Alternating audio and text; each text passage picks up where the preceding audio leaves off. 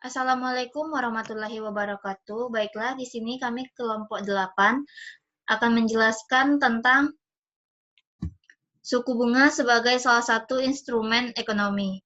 Nah, kelompok 8 beranggotakan Anissa Kasari, saya sendiri, Mayang Hesti Putri, dan Nila Fadilah. Baiklah, untuk materi pertama akan dijelaskan oleh Mayang Hesti Putri. Baiklah, Assalamualaikum warahmatullahi wabarakatuh. Saya akan menjelaskan tentang tingkat bunga menurut klasik dan Keynes. Jadi, bunga merupakan suatu bentuk pendapatan bagi pemilik dana dan telah mengorbankan dananya yang dalam beberapa waktu melepaskan kesempatan tidak menggunakan dananya karena digunakan oleh pihak lain. Jadi, bunga ini merupakan harga yang harus dibayar oleh peminjam atau pengguna untuk memperoleh dana dari pemberi atau pemilik dana dalam jangka waktu yang telah disepakati.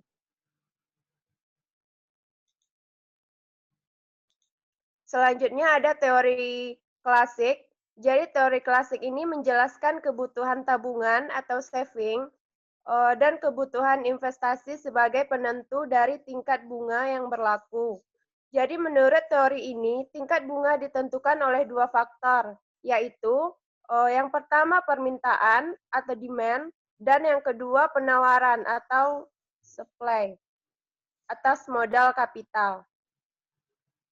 Selanjutnya, tingkat bunga Keynes menjelaskan bahwa bunga atau interest dibayarkan karena ada kesediaan untuk melepaskan kekayaan dalam bentuk uang tunai. Dalam hal ini, uang tunai merupakan kekayaan yang paling liquid dapat segera digunakan untuk berinteraksi, sehingga bunga atau interest merupakan harga dari uang atau merupakan the rate of money. Jadi bunga merupakan kompensasi atau berubahnya uang tunai yang liquid menjadi kurang liquid karena dipinjam atau ditabungkan. Selanjutnya ada suku bunga nominal. Jadi suku bunga nominal ini adalah suku bunga yang tertera dalam laporan atau tingkat bunga yang harus dibayarkan oleh peminjam atau investor. Karena peminjam uang pada pemberi pinjaman, sedangkan suku bunga real adalah suku bunga yang telah dikoreksi dari pengaruh inflasi. Jadi, karena adanya inflasi atau kenaikan harga akan membuat nilai uang itu sejatinya turun. Jadi, ketika uang yang dipinjamkan dikenakan beban bunga, maka nilai bunga nominal yang tertera masih terkena dampak penurunan nilai sebesar inflasi yang terjadi. Selanjutnya, tingkat suku bunga nominal yang dibebankan sebesar 10%. Dalam perekonomian tersebut terjadi inflasi sebesar 4%. Nilai suku bunga real dari pinjaman uang tersebut sejatinya sebesar 6%. Hubungan antara suku bunga nominal suku bunga real dan inflasi dapat ditulis dalam persamaan berikut, yaitu R sama dengan I kurang V. R itu yaitu tingkat suku bunga real. Nilai I adalah suku bunga nominal dan V sebagai simbol untuk inflasi. Dari persamaan tersebut, didapat kondisi bahwa tingkat suku bunga real adalah perbedaan antara tingkat suku bunga nominal dengan inflasi. Selanjutnya, suku bunga real adalah tingkat nominal dikurangi inflasi. Dengan kata lain, ini adalah tingkat yang diharapkan oleh pemberi pinjaman setelah membiarkan inflasi. Tingkat suku bunga real terhadap pengembalian sebenarnya yang dihasilkan oleh dana pinjaman atau pinjaman.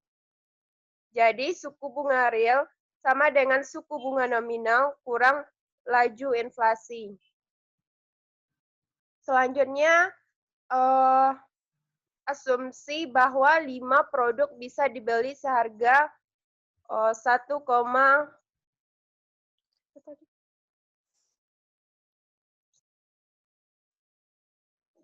dari supermarket ini dalam waktu 2 tahun lagi. Jumlah produk yang bisa dibeli yaitu dari 1,500 US dollar akan lebih rendah karena harganya mungkin telah meningkat. Nominal dan suku bunga real saling bergantung atau sama lain, di mana satu-satunya variabel di antaranya adalah tingkat inflasi. Hubungan antara nominal dan real interest rate dapat dijelaskan dengan menggunakan rumus 1 tambah 5%, buka kurung 1 tambah 2%, tutup kurung sama dengan 1 tambah R. Selanjutnya, 1 tambah 0,05 tingkat bunga real tidak mengundang dampak inflasi, lebih rendah dari tingkat bunga nominal. Persamaan di atas pertama kali diperkenalkan oleh Irving Fairbairn. Dengan demikian, ini juga disebut sebagai persamaan Fisher. Perbedaan antara tingkat suku bunga nominal dan real yang sebagai besar bergantung pada instruksi atau pengecualian efek inflasi. Sementara tingkat bunga nominal meliputi inflasi, suku bunga real tidak termasuk inflasi. Jadi inflasi mempengaruhi ekonomi suatu negara dalam banyak hal dan pengaruhnya terhadap tingkat suku bunga adalah yang dominan. Pemerintah mengendalikan laju inflasi melalui kebijakan moneter untuk mempengaruhi dampak negatifnya terhadap suku bunga. Baiklah, sekian materi dari saya kembalikan kepada moderator. Terima kasih untuk Mayang yang telah menjelaskan materinya. Materi selanjutnya tentang pengertian dan faktor-faktor yang mempengaruhi suku bunga bank akan saya jelaskan sendiri. Pengertian dan faktor yang mempengaruhi suku bunga bank. Pengertian suku bunga bank adalah bunga bank dapat diartikan sebagai balas jasa yang diberikan oleh bank yang berdasarkan prinsip konvensional kepada nasabah yang membeli atau menjual produknya.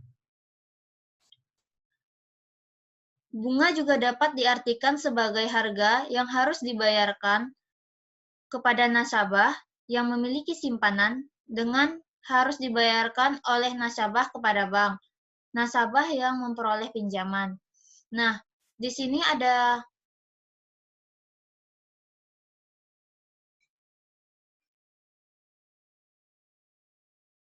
sembilan faktor yang mempengaruhi suku bunga bank. Yang pertama itu kebutuhan dana. Kebutuhan dana adalah apabila bank kekurangan dana, sementara pemohon pinjaman meningkat, maka akan dilakukan oleh bank agar dana tersebut cepat terpenuhi dengan cara meningkatkan suku bunga simpanan. Peningkatan bunga simpanan secara otomatis akan pula meningkatkan bunga pinjaman.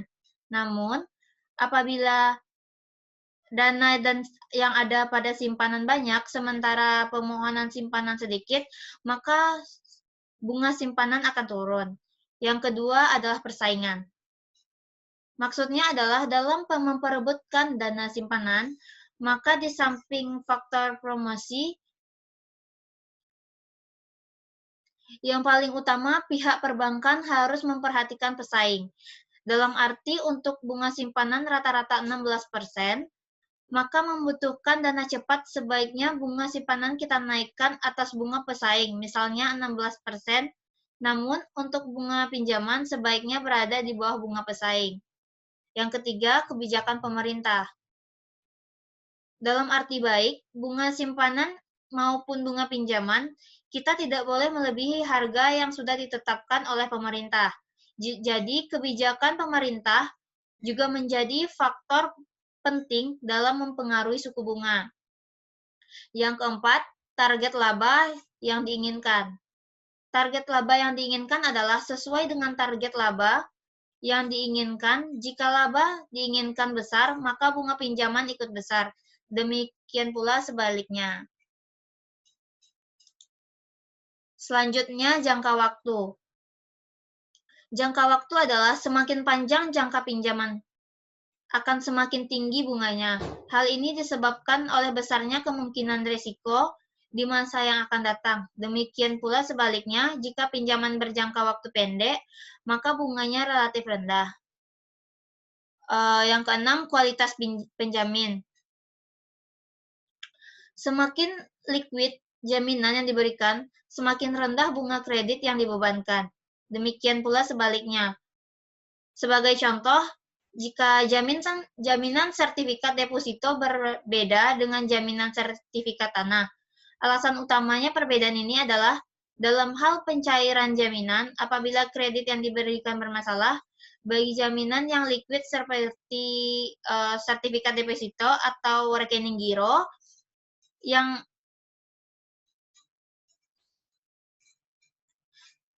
dibekukan akan lebih mudah untuk dicairkan jika dibandingkan jaminan tanah. Selanjutnya, reputasi perusahaan. Reputasi perusahaan adalah reputasi suatu perusahaan yang akan memperoleh kredit. Sangat menentukan tingkat suku bunga yang akan dibebankan nantinya, karena biasanya perusahaan yang bonafit berkemungkinan memiliki risiko kredit macet yang kecil di masa akan mendatang. Demikian pula sebaliknya. Selanjutnya, produk yang kompetitif.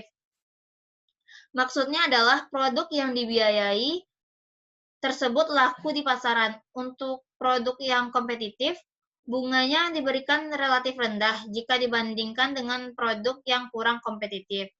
Selanjutnya, hubungan baik.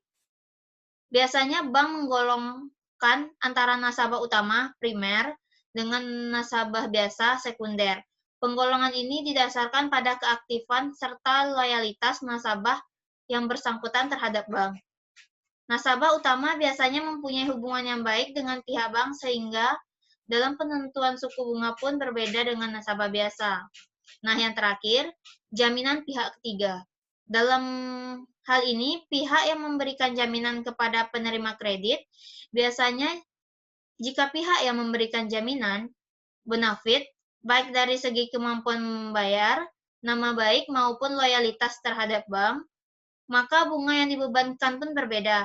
Demikian pula sebaliknya, jika penjamin pihak ketiganya kurang bonafit, tidak dapat dipercaya, maka mungkin tidak dapat digunakan sebagai jaminan pihak ketiga oleh pihak perbankan. Nah, materi selanjutnya, komponen yang menentukan bunga kredit akan disampaikan oleh Nila Fadilah. Baiklah, saya akan menjelaskan materi mengenai komponen-komponen dalam menentukan bunga kredit.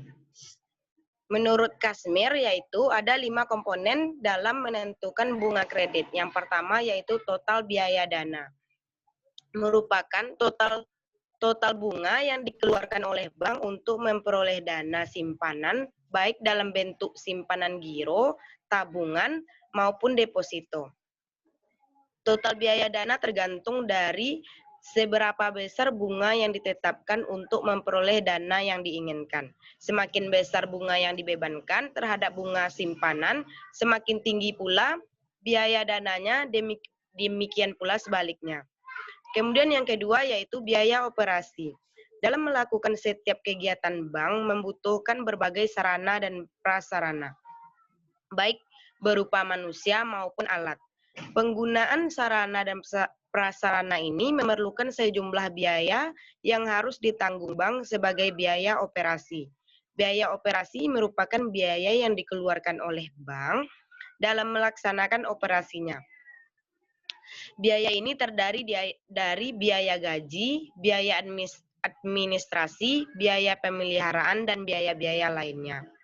Kemudian yang C yaitu cadangan risiko kredit macet, merupakan cadangan terhadap macetnya kredit yang akan diberikan. Hal ini disebabkan setiap kredit yang diberikan pasti mengandung suatu risiko atau risiko tidak terbayar.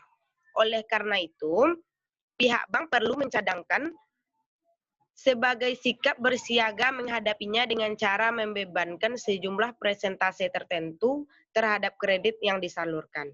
Kemudian yang D yaitu laba yang diinginkan. Setiap kali melakukan transaksi, bank selalu ingin memperoleh laba yang maksimal Penentuan ini ditentukan oleh beberapa pertimbangan penting, mengingat penentuan besarnya laba sangat mempengaruhi besarnya bunga kredit. Dalam hal ini, biasanya bank di samping melihat kondisi pesaing, juga melihat kondisi nasabah, apakah nasabah utama atau bukan, dan juga melihat sektor-sektor yang dibiayai. Misalnya, jika proyek pemerintah atau untuk pengusaha atau rakyat kecil, maka labanya pun berbeda dengan yang komersil. Kemudian yang E yaitu pajak, merupakan kewajiban yang dibebankan pemerintah kepada bank yang memberikan fasilitas kredit kepada nasabahnya. Selanjutnya yaitu jenis-jenis pembebanan suku bunga. Selanjutnya yaitu jenis-jenis pembebanan suku bunga kredit. Yang pertama yaitu sliding rate. Pembebanan bunga setiap bulan dihitung dari sisa pinjamannya, sehingga jumlah bunga yang dibayar nasabah setiap bulan menurun seiring dengan turunnya pokok pinjaman. Jenis sliding rate ini biasanya diberikan kepada sektor produktif. Kemudian yang kedua yaitu flat rate. Pembebanan bunga setiap bulan tetap dari jumlah pinjamannya. Demikian pula pokok pinjaman setiap bulan juga dibayarkan sama sehingga cicilan setiap bulan sama sampai kredit tersebut lunas. Jenis flat rate ini biasanya diberikan kepada kredit yang bersifat konsumtif. Kemudian yang C yaitu floating rate. Jenis ini membebankan bunga dikaitkan dengan bunga yang ada di pasar uang, sehingga bunga yang dibayarkan setiap bulannya sangat tergantung dari bunga pasar uang pada bulan tersebut. Sekian penjelasan dari saya kembalikan kepada moderator. Terima kasih untuk Saudara Nila yang telah menjelaskan materi ini. Nah, demikian presentasi kami pada hari ini. Jika ada salah-salah kata, kami mohon maaf. Jika ada pertanyaan ataupun diskusi, kita lanjutkan saja ke WhatsApp group. Kami akhiri. Assalamualaikum warahmatullahi wabarakatuh.